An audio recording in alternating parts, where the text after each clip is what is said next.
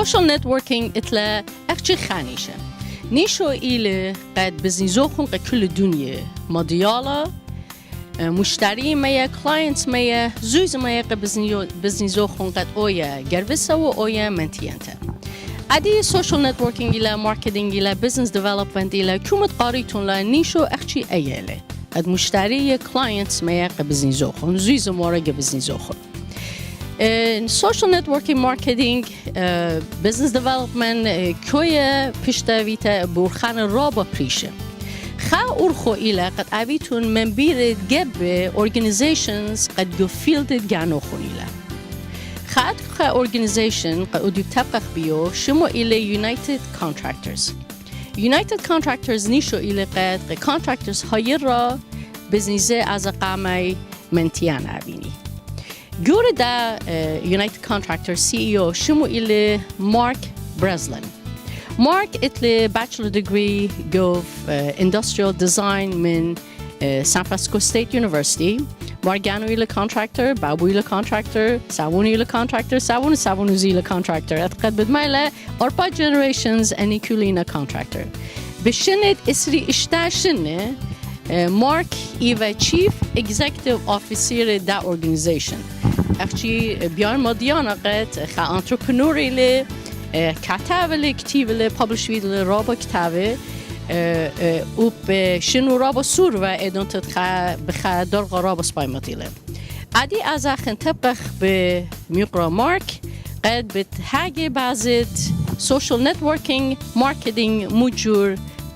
كم سوق وداخن مجور بتهايرق بزنيزن by the way خانيمة مارك إلى أوتوريتا كانوا إلى أمريكاية تمون أزخ ميدالة تبقى بميقرا مارك برزلن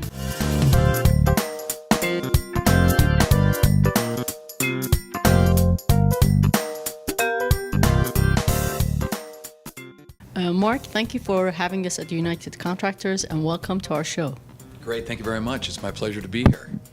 Mark, before we start talking about social networking and marketing, can you briefly say a few things about yourself? Well, yesterday actually was my 29th anniversary of working at the organization. I've been the CEO for the past 25 years. In addition to that, I'm the author of a few books, and I speak all over the United States and Canada on business matters, so that's a little bit about me.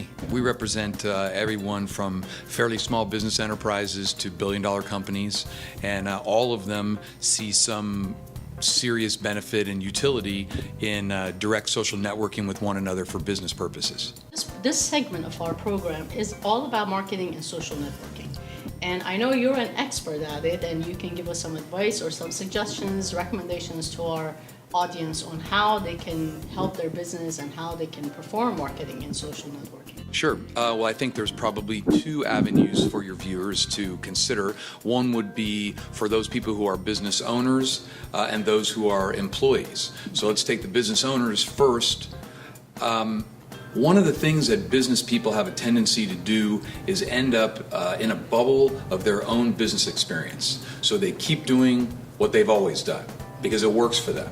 But when you bring together people of a like mind and interest, they have the opportunity of sharing new ideas, new strategies, new marketing, and blending other people's strategies to improve themselves. Now, a lot of people feel uncomfortable about that. They don't want to share their secrets, if you will, but we have 500 companies here who freely do that to improve their businesses, and the owners generally make more money, create greater opportunity, and create greater benefit. Now that takes time, and a business owner is usually a very, very busy man or woman, and they think this might not be worth that time, but actually the payback, I think, for someone who really understands that return on investment can be significant. For an employee, it's an opportunity to go to where an industry is happening. So if it is a local business organization, a chamber of commerce, a fraternal organization, it brings together like-minded people, again, for learning, but also for networking. And in today's world, most people think you can do all of that online. And it's very important to have a LinkedIn profile and be very, very active in social media, but there is no substitute for meeting people face to face, connecting, shaking somebody's hand, making them feel who you are, especially your viewers. It's a very traditional way of doing business, but I think it's very effective. What recommendations would you have for a young person? The smartest thing that a young business person or entrepreneur can do is become a member of one of these organizations and then seek out the older, more experienced people to mentor them. That opportunity exists, but you have to be brave enough to go up and take the initiative and sort of put yourself in a position to succeed. If you're hanging back and you're reluctant to do that, number one, you probably shouldn't be in business for yourself. And number two is there's a lot of people who are older who are very, very successful who are looking for ways to make young people successful. And again, young people think that they can do it through Facebook and through other means, and if they want valuable relationships, mentoring relationships, someone to sort of take a personal interest in them, I think that they have to go and be very energetic in introducing themselves to senior members of the industry, of the organization, and show that they're worth being invested in. I know lots of young people, as soon as I say, they tell me that they started their own business, and they say, we start our own business and we created a website, and they think just by creating a website, they're going to get traffic, a whole bunch of people will knock at their door, which it's not true at all. Well, that would be an unrealistic, the business world runs on relationships. Yes. And those relationships can be online or those relationships can be in person. They have to be both. And younger people today have a tendency to move predominantly to technology, and I think that that's the wave of the future.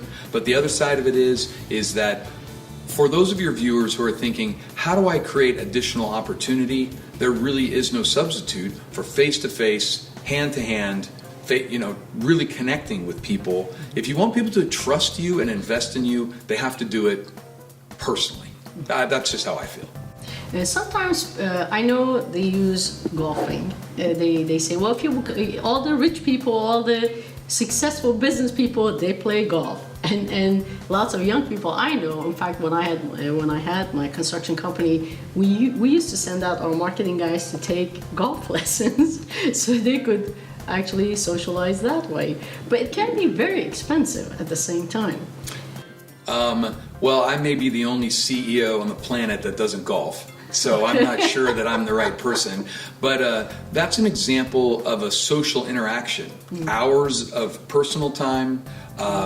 It's the idea of going to a social event, sitting with somebody, having a glass of wine, talking to them, playing some golf, doing something that's outside of the normal range of activities creates a bond, creates a friendly bond between people. You have to have a relationship before you can do business. A big mistake is to think that you come in with whatever you have and people will immediately buy it. They're going to sit back and look at you and think, are you trustworthy? Are you real? Are you sincere? Do you care about me? And that's what this type of organization and many organizations that your viewers could potentially belong to, that's the opportunity that they have in front of them. Now, do you think they are losing their social skills? I think that today's business world is seeing a lot of young people from 20 to 30 who are socially awkward. They have spent their time texting and emailing and very little true face-to-face discussion. Yes. So for them to develop, especially if they want to be managers and leaders and owners of a business, it's very difficult to do that via technology. You have to become very socially sophisticated, and you have to be a good communicator. Those are things that you have to go out and actively pursue in your 20s so that you become very, very good at it, better than your competition.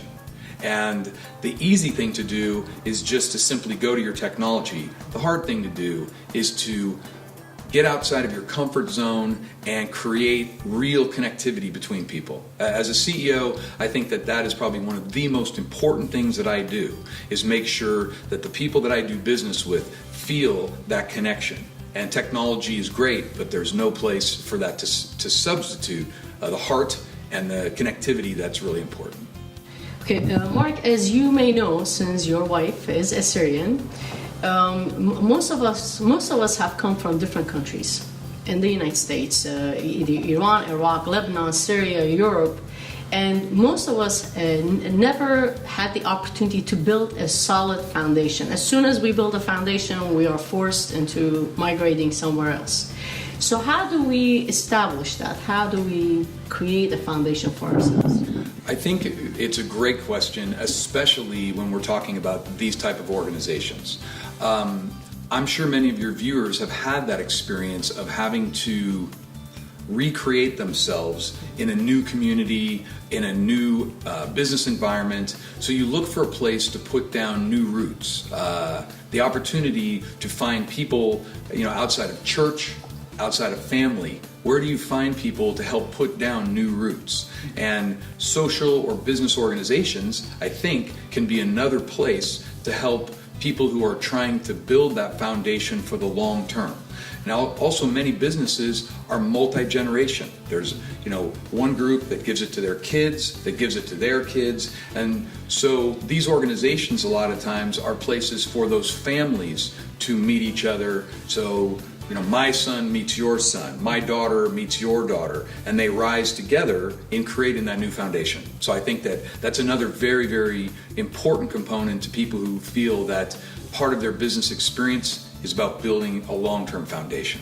Mark, thank you for being on our show, and I'm glad that we have met with you and our audience has met with you. I'm sure they have learned a lot from your experience, and thanks for sharing. Well, I appreciate the opportunity, and I wish you and your viewers all the luck and opportunity for the future. Thank you.